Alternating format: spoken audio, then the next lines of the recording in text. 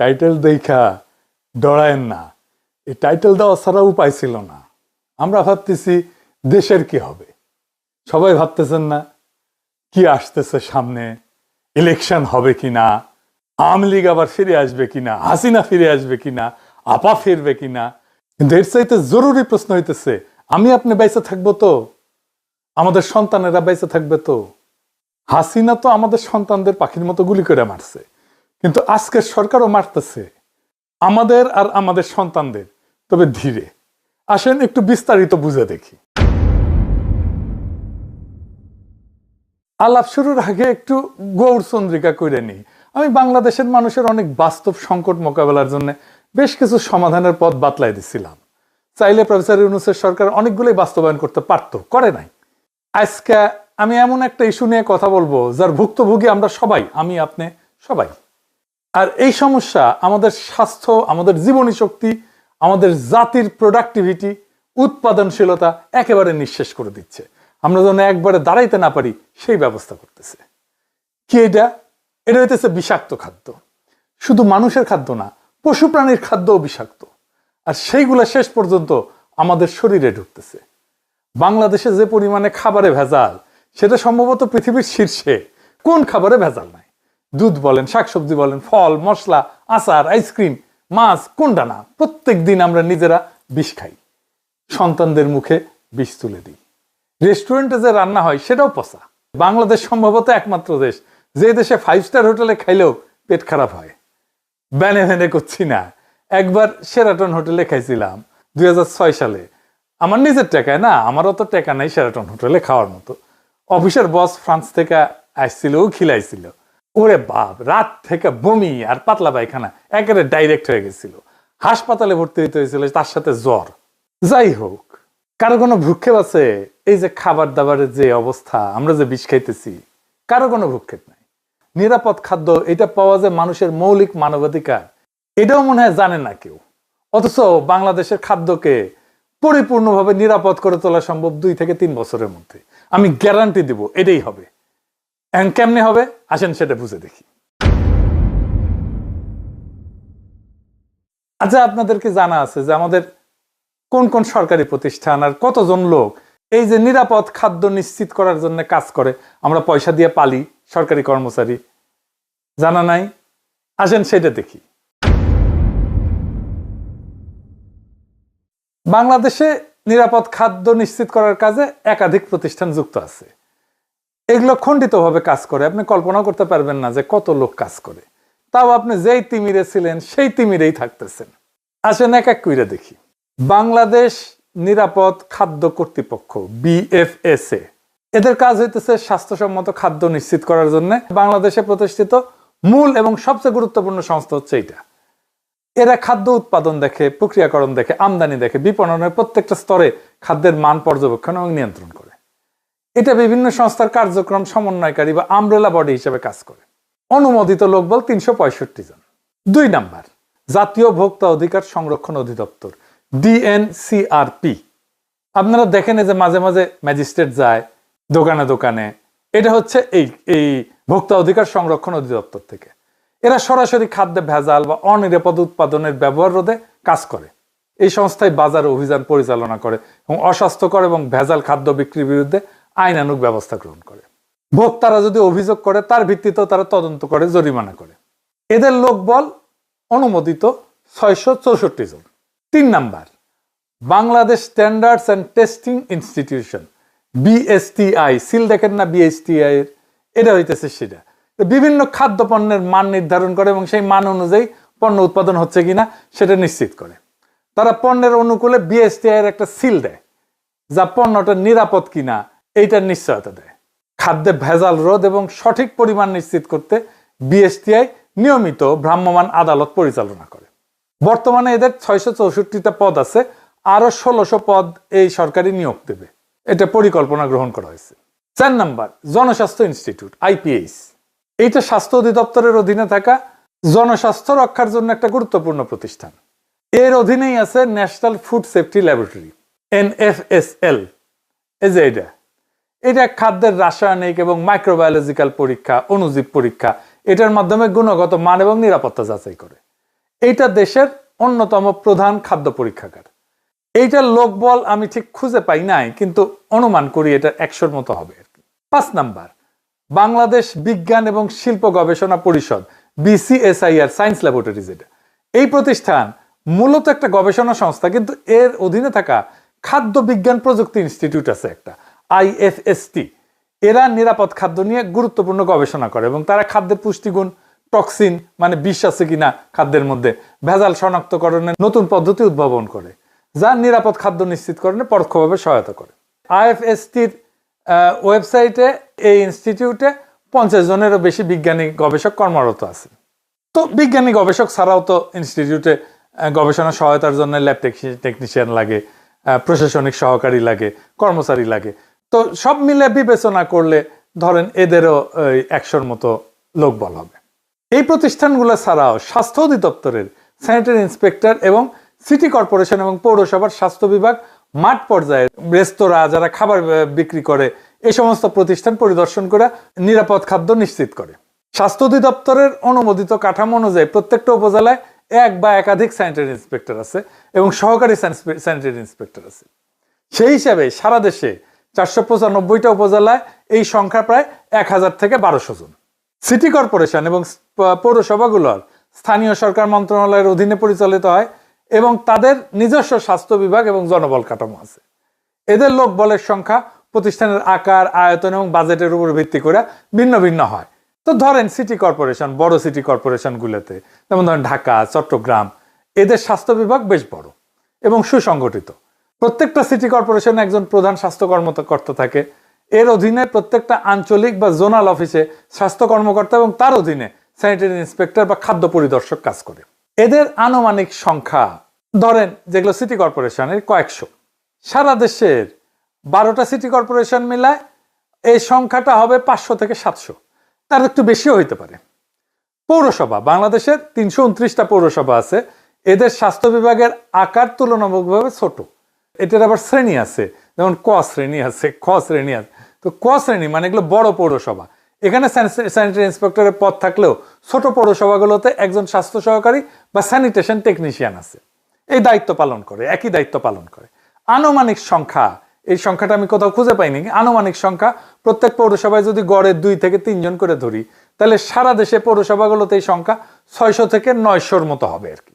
বিভিন্ন সরকারি সংস্থাগুলোর অনুমোদিত এবং আনুমানিক লোকবল যোগ করলে প্রায় 4500-এর মতো হয়। এইবার বলেন 4500 লোক আপনার নিরাপদ খাদ্য নিশ্চিত করতে কাজ করতেছে, পারতেছে কি? পারতেছে না। কিছু পারতেছে? কিচ্ছু পারতেছে না। আচ্ছা, আমরা আশেপাশের কিছু পরিসংখ্যান দেখি, মানে ধরেন আশেপাশের দেশ, ধরেন ইন্ডিয়ারটাই দেখি। আসেন ইন্ডিয়ারটা একটু দেখি, আমরা মিলাই দেখবো বাংলাদেশের সাথে। ইন্ডিয়ায় ঠিক একই কাজ কতজন করে জানেন? 27500 জন। বাংলাদেশের জনসংখ্যা তো প্রায় 17 কোটি। তো মোট লোক বল হচ্ছে 4500-এর মতো। প্রায় প্রত্যেক 39,000 জনের জন্য একজন পরিদর্শক। ইন্ডিয়ার জনসংখ্যা 140 কোটি, লোক বল আছে প্রায় 25,000 ধরলাম আর কি, 25 থেকে 30,000 ধরলাম, 27,500 গড়ে। তো তাইলে প্রত্যেক 51,000 জন মানুষের জন্য একজন পরিদর্শক। তাইলে আমাদের লোক বল ইন্ডিয়ার চাইতে বেশি। তাইলে ইন্ডিয়ার চাইতে কি খাদ্য আমাদের দেশে বেশি নিরাপদ? আসেন সেটা দেখি। ইন্ডিয়া একটা গবেষণা হয়েছিল এবং পাওয়া গেছে যে 42% খাবারে ভেজাল পাওয়া গেছে। তার মানে 58% খাবার ভালো। আমাদের দেশে ভেজাল কত? 76% খাবারে ভেজাল, মানে 24% খাবার ভালো। তাহলে আমাদের এই 4500 লোক বল কি বাল ফেলাইতেছে? কিচ্ছু না। অন্তত ইন্ডিয়া স্ট্যান্ডার্ড তো মেনটেন করবে। কি ভয়াবহ অবস্থা বিরাজ করতেছে দেখেন। তাহলে এখান থেকে উত্তরণের পথ কি? আচ্ছা, এবার আলাপে যাওয়ার আগে আরেকটা তথ্য দেখে নি। আমেরিকাতে কতজন কাজ করে নিরাপদ খাদ্য নিয়ে কাজ করতে? 5,500। যুক্তরাষ্ট্রে জনসংখ্যার হিসাবে প্রত্যেক 61,000 জনে একজন খাদ্য পরিদর্শক কাজ করে, একজন খাদ্যকর্মী। মানে আমরা আমেরিকার চাইতে বেশি লোক নিয়ে আমরা কিছুই করতে পারতেছি, কিছুই করে না এরা, হয় জানে না অথবা কাজ করে না, বসে থাকে খালি বেতন গুনে। তাইলে এগুলোর পাবলিকের ট্যাক্সের টাকায় পাইলে লাভ আছে? নাই। সরকারের কি কোনো মাথা ব্যথা আছে? নাই। যেভাবে চলতেছে চলতেছে, কেউ প্রশ্ন করে না। এটা নিয়ে যে কাজ করতে হবে সেটাও কেউ বলে না। তাইলে এখন আমাদের কি করতে হবে? এই যে জটিল অবস্থা, এই জটিল অবস্থা সামলানোর মতো প্রতিষ্ঠান আমাদের নাই। একটা প্রতিষ্ঠান আছে যেটা মোটামুটি ভালো কাজ করে, সেটা হইতেছে ড্রাগ অ্যাডমিনিস্ট্রেশন। ড্রাগ অ্যাডমিনিস্ট্রেশনকেই আমাদের মূল ইনস্টিটিউট করে সবগুলো খুচরা খাচরি যেগুলো বিভিন্ন জায়গায় ছড়াই ছিটা আছে সবগুলোকে ড্রাগ অ্যাডমিনিস্ট্রেশনের আন্ডারে আনতে হবে এবং আমাদের নাম দিতে হবে আমেরিকার মতো ফুড অ্যান্ড ড্রাগ অ্যাডমিনিস্ট্রেশন। খাদ্য এবং ওষুধের অ্যাডমিনিস্ট্রেশন, এদের এক্সপার্টাইজ আছে, দক্ষ লোক, এরা জানে কিভাবে ওষুধের মান নিয়ন্ত্রণ করতে হয় এবং এরাই পারবে খাদ্যেরও মান নিয়ন্ত্রণ করতে। তো যুক্তরাষ্ট্রে FDA কি করে আসেন একটু বুঝে দেখি। 1 নাম্বার, খাদ্য নিরাপত্তা এটা নিশ্চিত করে, ওষুধ নিয়ন্ত্রণ করে, চিকিৎসা যন্ত্রপাতি মেডিকেল ডিভাইস এটা নিয়ন্ত্রণ করে, ভ্যাকসিন এবং বায়োলজিক্স আরেক ধরনের ওষুধ সেটা নিয়ন্ত্রণ করে, তামাক নিয়ন্ত্রণ করে এবং কসমেটিক্স এবং সাপ্লিমেন্টস নিয়ন্ত্রণ করে। সাপ্লিমেন্টস মানে যে ভিটামিন টিটামিন এই সমস্ত, প্রোবায়োটিক ইত্যাদি ইত্যাদি। বাংলাদেশে FDA ধাঁচের শক্তিশালী দপ্তর করতে হইলে জনবল ধাপে ধাপে বাড়ানো বাস্তবসম্মত। প্রথম ধাপে আমাদের যা লোক আছে সবগুলোকে একসাথে নিয়ে এসে এটার আন্ডারে রাখতে হবে এবং ফুড অ্যান্ড ড্রাগ অ্যাডমিনিস্ট্রেশন এটা স্বাস্থ্য মন্ত্রণালয় থেকে বাইর করে নিয়ে এসে এটাকে একটা স্ট্যাটিউটরি বডি করতে হবে। এইটা থাকবে প্রাইম মিনিস্টারের কার্যালয়ের অধীনে। এইখানে আমার হিসাবে মোটামুটি 10,000 লোক বল যদি আমরা দিতে পারি, 10 থেকে 11,000, তাইলে এটা খুবই ভালো কাজ করবে, একদম আমেরিকান স্ট্যান্ডার্ডে কাজ করতে পারবে। তাইলে যে সমস্ত খণ্ড খণ্ডভাবে খাদ্য এবং ওষুধ নিয়ন্ত্রণে বিভিন্ন সংস্থা আছে সেটাকে একটা ছাতার নিচে আনতে হবে। প্রথম ধাপে ডিরেক্টর ড্রাগ অ্যাডমিনিস্ট্রেশন DGDA এবং BFSA যেটা নিরাপদ খাদ্য কর্তৃপক্ষ, এই দুটোকে একীভূত করতে হবে, কারণ এই দুই প্রতিষ্ঠানই যথাক্রমে ওষুধ এবং খাদ্যের মূল নিয়ন্ত্রক। এরপর ধাপে ধাপে Bangladesh standards and testing institution BSTI এর পরীক্ষাগার, তার ক্ষমতা, এর মান নির্ধারণের অংশ এটা যুক্ত করা যেতে পারে, ভোক্তা অধিকার সংরক্ষণ অধিদপ্তর এটা যুক্ত করা যেতে পারে, বাজার নজরদারির অংশটা, তাহলে মাঠ পর্যায়ের কার্যক্রম শক্তিশালী হবে। তামাক নিয়ন্ত্রণ সেল এটা স্বাস্থ্য মন্ত্রণালয় আছে এবং শিল্প ও বাণিজ্য মন্ত্রণালয় আছে। তো এইটা দুই জায়গা থেকে আলাদা করে এই FDA এর আন্ডারে দিতে হবে। আর কসমেটিক্স, আমি জানি না কসমেটিক্স কেউ দেখে কিনা, কসমেটিক্স এবং সাপ্লিমেন্টস নিয়ন্ত্রণের জন্য DGDA এবং BSTI থেকে নতুন দপ্তরে স্থানান্তর করলে পুরা খাত একটা ছাতার নিচে চলে আসবে। এইভাবে ধাপে ধাপে আগাইলে বিচ্ছিন্ন সংস্থাগুলো একীভূত হয়ে একটা পূর্ণাঙ্গ food and drug administration of Bangladesh গড়ে উঠবে। আমি আগেই বলছি যে পুরা দপ্তর সাজাইতে 10 থেকে 11,000 লোক লাগবে। যদি আমরা এটা আমেরিকান স্ট্যান্ডার্ডে চাই, আমাদের হাতে আছে 4,500 লোক, তামাক নিয়ন্ত্রণের সাথে যুক্ত আছে প্রায় 1,000-এর মতো, তার মানে 5,500 হইল। আর ড্রাগ অ্যাডমিনিস্ট্রেশনে প্রায় 1,100 লোক আছে, তার মানে 6,600 লোক আমার কাছে এখনই রেডি, আমরা তাদেরকে বেতন দিই। এই জনবল আমার এখনই আছে। তো কোন দপ্তর কিভাবে কোথায় যাবে তার একটা খসড়া করছি এইভাবে। এইটা সাহেব এটা একটু পাশে দেখান, আমি বলতেছি। প্রথমে আসবে ওষুধ প্রশাসন অধিদপ্তর DGDA, এইখান থেকে ওষুধ নিয়ন্ত্রণ হবে, মেডিকেল ডিভাইস ভ্যাকসিনের নিবন্ধন হবে, মান নিয়ন্ত্রণ হবে, কসমেটিক্স এবং সাপ্লিমেন্ট সংক্রান্ত সব দায়িত্ব সরাসরি ফুড অ্যান্ড ড্রাগ অ্যাডমিনিস্ট্রেশন বাংলাদেশে চলে আসবে। এরপরে যুক্ত হবে বাংলাদেশ নিরাপদ খাদ্য কর্তৃপক্ষ BFSA, খাদ্য নিরাপত্তা আইন, নীতি, ফিল্ড পর্যায়ের সমস্ত তদারকির ক্ষমতা ফুড অ্যান্ড ড্রাগ অ্যাডমিনিস্ট্রেশন বাংলাদেশের খাদ্য নিরাপত্তা বিভাগে স্থানান্তরিত হবে। BSTI থেকে খাদ্য এবং কসমেটিক্সের মান নির্ধারণ হবে এবং পরীক্ষাগার কার্যক্রমের একটা অংশ যুক্ত হবে। স্থানীয় সরকার প্রতিষ্ঠান যেমন সিটি কর্পোরেশন, পৌরসভা, যাদের ভ্রাম্যমাণ আদালত এবং স্যানিটারি ভেটেরিনারি ইন্সপেকশন ক্ষমতা আছে, তারা সমন্বিত হয়ে ফুড অ্যান্ড ড্রাগ অ্যাডমিনিস্ট্রেশনের খাদ্য নিরাপত্তা বিভাগ এবং ভোক্তা অধিকার সেলের সঙ্গে কাজ করবে, তাদেরকেই রিপোর্ট করবে। স্বাস্থ্য অধিদপ্তর এবং রোগতত্ত্ব রোগ নিয়ন্ত্রণ যেটা IEDCR, এইখান থেকে ভ্যাকসিন এবং বায়োলজিক্সের মান নিয়ন্ত্রণ এবং গবেষণা অংশ যুক্ত করতে হবে। ভোক্তা অধিকার সংরক্ষণ অধিদপ্তর মানে DNCRP, এটার বাজার নজরদারির একটা অংশ যুক্ত হবে যাতে খাদ্য এবং ওষুধ সংক্রান্ত প্রতারণা প্রতিরোধে food and drug administration Bangladesh কার্যকরভাবে ভূমিকা রাখতে পারে।